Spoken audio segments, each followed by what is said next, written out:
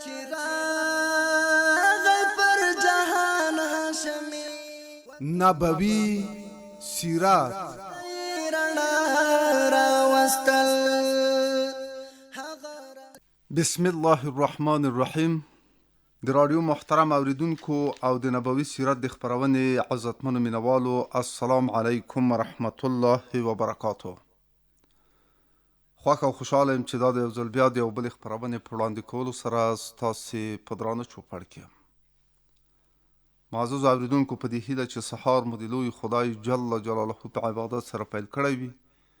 او همداراز زموږ نننۍ خپرونه هم په غور سره تر پایه پورې واورئ. دا د خپرونه پیلوو. دیندار اوریدونکو، په دې خپرونه کې غواړو چې د برزخ د عذاب او راحت په اړوند تاسې درنو او محترم اوریدونکو ته ځینې معلومات درکاندو. په سوره مبارکه یاسین کې د قوم د یو خیرخوا ذکر دی چې دغه سړي به تل خپل قوم ته د حق تبلیغ کاوه او په نتیجه کې هغه غالبا د حق په همدغه لار کې شهید شو. کله چې تر مرګ وروسته هغه ته جنت ورکړ شو، نو هغه په ډیر حسرت وویل چې کاش که زما قوم ته دا خبره معلومه وای چې تر مرګ وروسته خدای جل جلاله زه څنګه وبخلم او ما ته یې عزت راکړ. دا د دې لپاره چې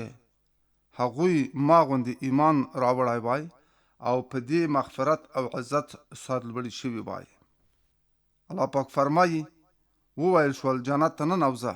هغه وویل کاش که زما قوم ته دا معلومه وای چې زما پروردګار زه وبخلم او یا زه یې د عزت د خاوندانو څخه وګرځولم. او موږ د هغه تر مرګ وروسته د هغه په قوم د آسمان څخه کوم فوج راښکته نه کړ او نه یې موږ ورښکته کوو. د شهیدانو په نسبت په خصوصي ډول راغلی دي چې الله پاک د آل عمران مبارکه سوره کې فرمایي بلکې هغوی ژوندي دي د خپل رب سره روزي مومي. له دې څخه څرګنده شوه چې شهیدانو ته په برزخ کې د کامل ژوند سره د جنت روزي ورکول کیږي. او د نورو عامو نیکو او ښو خلکو دا حال دی چې هغوی ته ملایکې په دغه وخت کې د سلامتۍ او د جنت زیری اوروي. لکه چې لوی خدای جل جلاله فرمایي کومو خلکو ته چې ملایکې له ګناهونو څخه په صاف او پاک حالت کې وفات ورکوي، وایي چې په تاسې د سلامتي وي، د خپلو کارونو په بدل کې جنت ته ولاړ شئ. په دغه ذکر شوي مطلب کې د عالم برزخ هغه مناظر ښودل شوي دي چې هغوی د قرآن کریم په آیتونو کې لیدل کیږي او په صحیحو احادیثو کې چې د دې عالم د حالاتو کوم تفصیلونه ذکر شوي دي هغه په عمومي ډول د قبر د اصطلاح سره بیان شوي دي.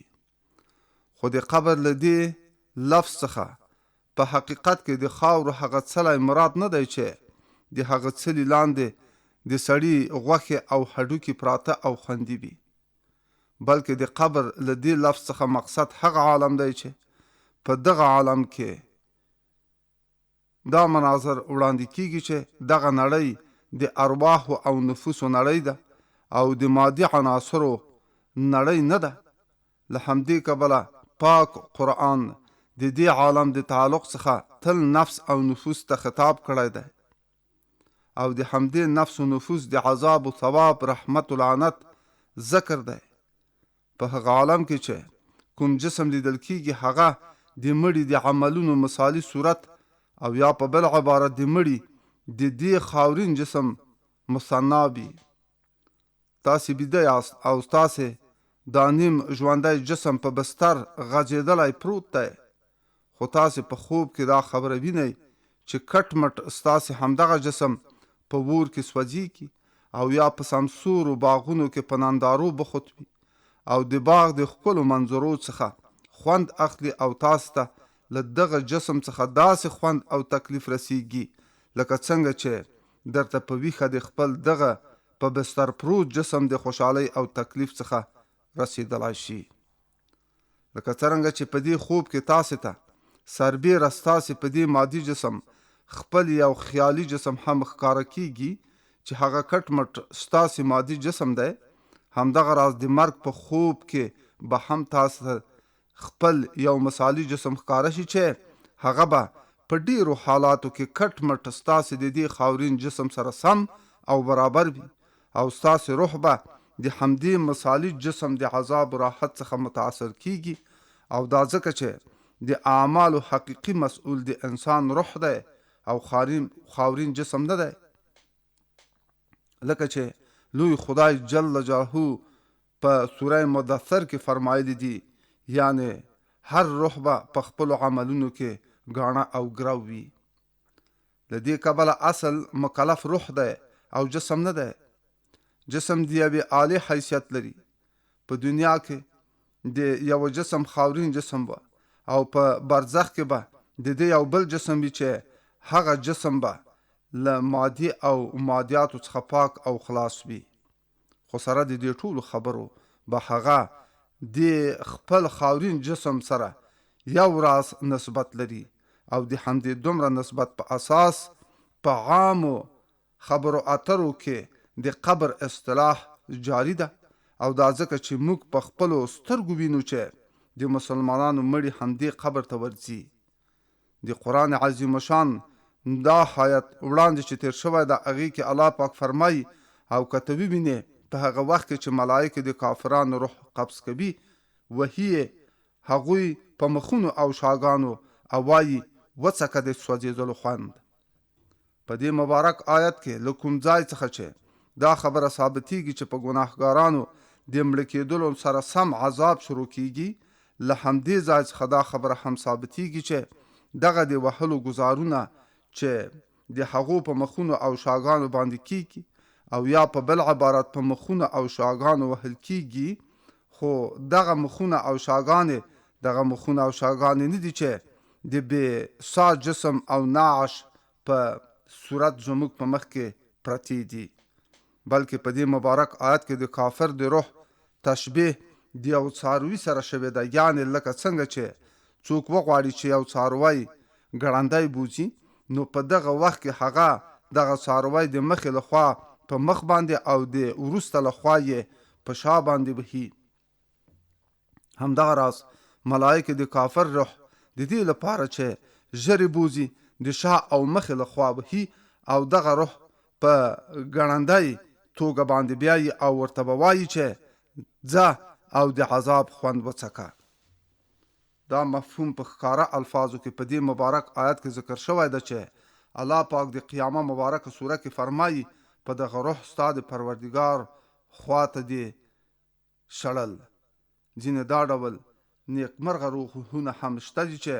هغه پاک خدای په دې برزخ کې په خپل فضل و کرم د دې خاورین جسم د شکل او صورت د قید څخه آزادوي او کوم بل مناسب مثالي جسم ورته ورکوي. لکه چې په مبارکو احادیثو کې راغلي دي چې د کامل مؤمن روح د مرغانو په شکل کې الوزي او خاص د شهیدانو په حق راغلي دي چې هغوی به د شنو مرغانو په شکل وي او د الهي عرش قندیلونه به د هغوی ځالي وي. همدغه راز د دوزخ او جنت په حق چې د حضرت محمد مصطفی صلی الله علیه وسلم کوم رښتینی خوب وړاندې تیر شوی ده او په دغه خوب کې چې په کومو جسمانی قالبونو کې د ګناهګارانو د سزاګانو او تکلیف صورتونه ښودل شوي دي، هغه ټول مثالي دي. دا څرګنده خبره ده چې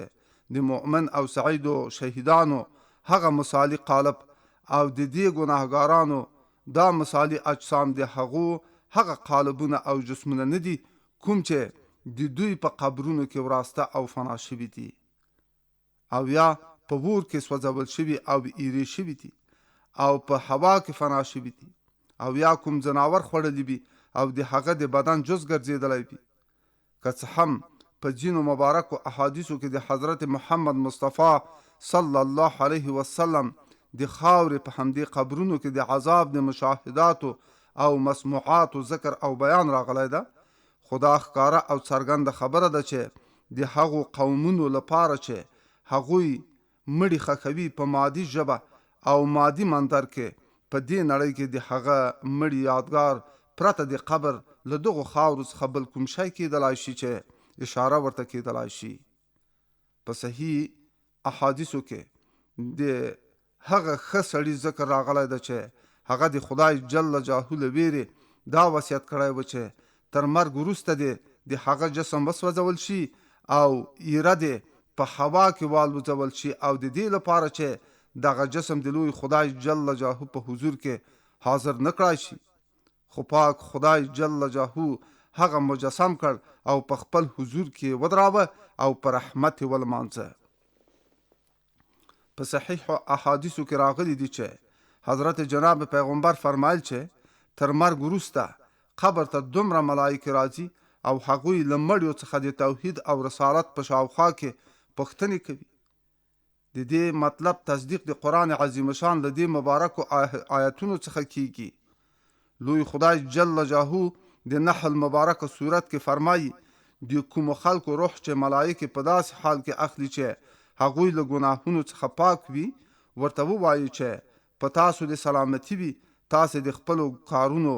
په بدل کې جنت ته ولاړ شئ. همداراز په سوره نساء کې فرمایي بېشکه د چا روح چې ملائکه په داسې حال کې واخلي چې هغوی په خپلو ځانونو ظلم کاوه، هغوی دغو خلکو ته وایي چې تاسې په کومه خبره کې وئ. هغوی ځواب ورکوي چې موږ په ملک کې بې یاره او بې مددګاره وو. هغه ملائکه ورته وایي چې آیا د خدای ځمکه پراخه نه به چې تاسې خپل هیواد پریښی او بل چیرته تللی وای؟ نو د دغو خلکو ځای دوزخ دی. په یو بل مبارک آیت کې راغلی دي چې د اعراف مبارکه سوره کې فرمایي تر دې چې هر کله زموږ ملائکه هغو خلکو ته د هغو د روحونو د قبض کولو لپاره ورشي چې هغوی زموږ تکذیب کاوه، نو ورته به وایي کوم دی هغه شیان چې تاسې به یې بې له خدای څخه هغو ته نارې کولې. په دغه وخت کې به هغه مشرکان وایي چې زموږ خو هغو معبودانو له موږ څخه ډډه کړې وه او هغو په خپل ځان اوس شاهدي ورکړې ده چې هغوی کافران وه. نو خدای به فرمایي چې تاسې هم په هغو خلکو کې ورداخل شئ چې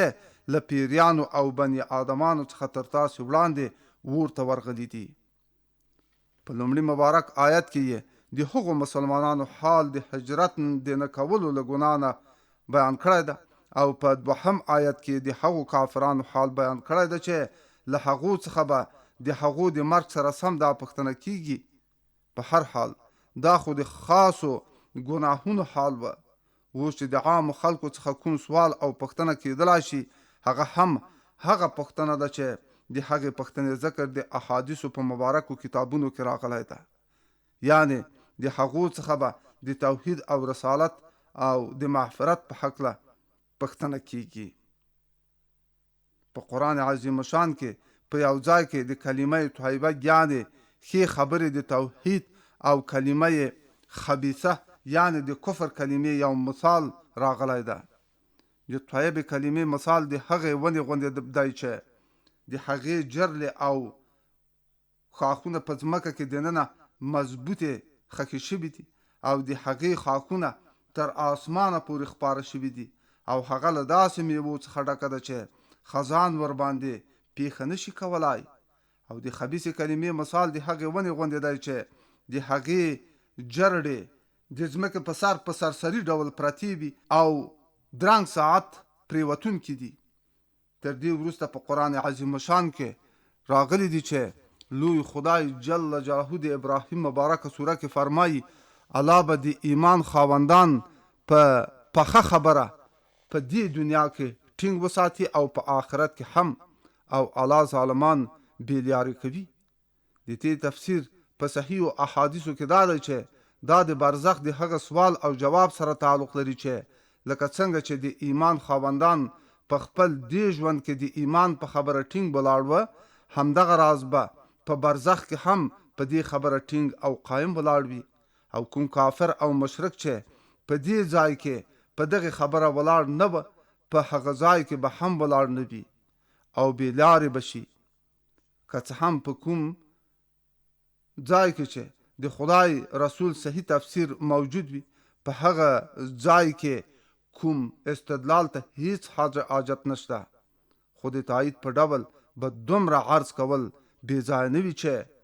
په دې مبارک آیت کې د ایمان خاوندانو ته په آخرت کې هم په ثابت قول د ثابت قدم پاتې کېدو زیری ورکړل شوی ده. دا څرګنده خبره ده چې له دې آخرت څخه خو د قیامت او جنت او دوزخ ورځ نشي مراد کېدلای، او دا ځکه چې هغه خو د راز او کشف او څرګندېدلو ورځ ده، او په هغه ورځ خو کافر هم له دې قول ثابت څخه د اوښتلو جرأت نشي کولای. نو په دې صورت کې به دا زیری د ایمان د خاوندانو لپاره کوم خاص زیری نه وي، او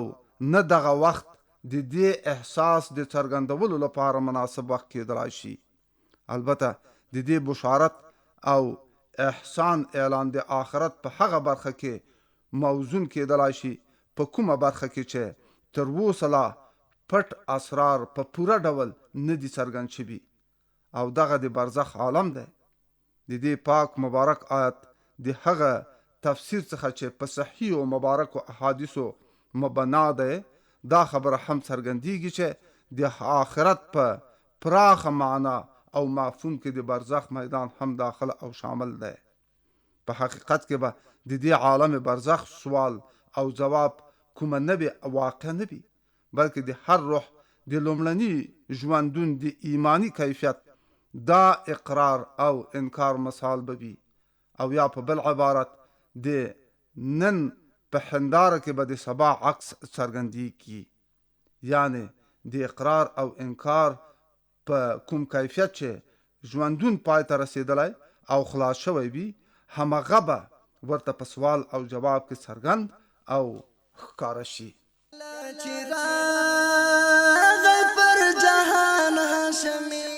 وروستی سوال دا دی چې د موت او قیامت په دې منځني پړاو او منزل کې چې د عالم برزخ په نوم یادېږي، د انساني ارواحو مسکن او ځای به کوم ځای کې، یعنی چیرته وي؟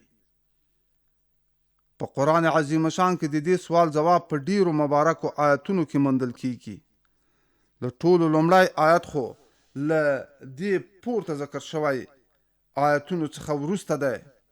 د دې آیت مطلب دا دی چې هر کله ملائکې له منکرینو څخه خپلې پوښتنې وکړي او هغه سره د سوال او جواب نه او له هغه سره د سوال او جواب نه خلاص شي، نو خدای جل جلاله به د هغو روحونو ته حکم وکړي چې دغه روحونه د خپلو ملګرو سره د عذاب په اور کې داخل شي. تر دې وروسته راغلی دي چې الله پاک د اعراف مبارکه سوره کې فرمایي بېشکه چا چې زموږ آیتونه دروغ وګڼل او د هغو د منلو څخه یې غرور وکړ، د هغو لپاره به د آسمان دروازې بیرته نه کړای شي او نه به هغوی جنت ته ولاړ شي، تر هغه وخته پورې چې اوس